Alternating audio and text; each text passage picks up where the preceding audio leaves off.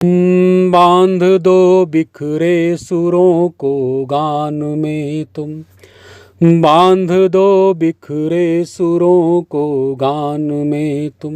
नमस्कार, शेखर वाणी में बहुत बहुत स्वागत है।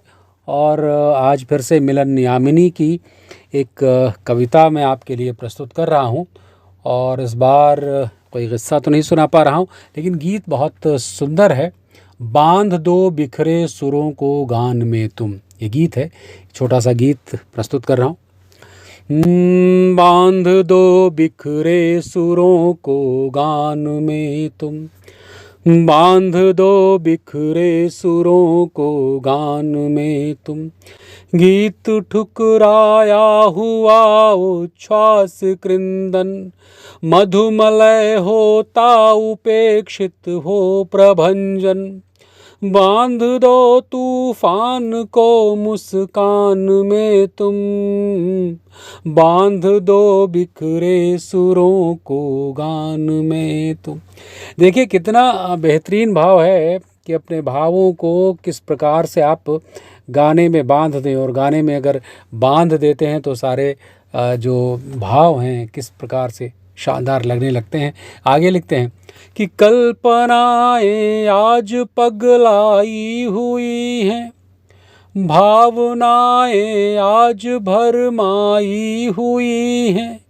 बांध दो उनको करुण आह्वान में तुम, बांध दो बिखरे सुरों को गान में तुम।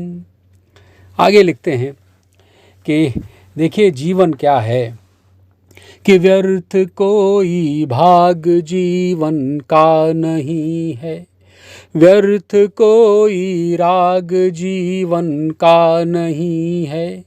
बांध दो सबको सुरीली तान में तुम, बांध दो बिखरे सुरों को गान में तुम। मैं कलह को प्रीत सिखलाने चला था, प्रीत ने मेरे हृदय को छला था। मैं कलह को प्रीत सिखलाने चला था, और प्रीत ने मेरे हृदय को ही छला था।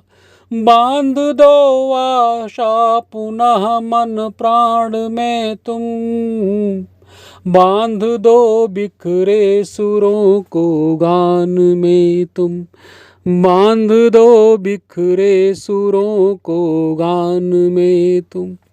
तो ये हरिवंशराय बच्चन जी ये सारी कविताएं जो हैं कवि सम्मेलनों में खूब गाया करते थे, और बहुत महंगे कवि थे समझिए कि। और कवि सम्मेलनों की उन्होंने शोभा बढ़ाई और कवियों को जो महत्व दिलवाया ये कविताएं गा गा के। तो ऐसा छिछोरापन नहीं था जैसा आजकल थोड़ा कवि सम्मेलनों में हो जाता है। कथाएं, कहानियाँ, चुटकुले, जोक बहुत हो जाते हैं, लेकिन कविता गायब होती जा रही है। और यह आनंद था कि पहले कवि लोगों को वो सम्मान भी था और सुंदर कविताएं भी प्रस्तुत की जाती थी। तो आज का एपिसोड ये था। फिर मुलाकात होगी नए एपिसोड में कुछ नई रचना के साथ। तब तक अपना ख्याल रखिए। नमस्कार।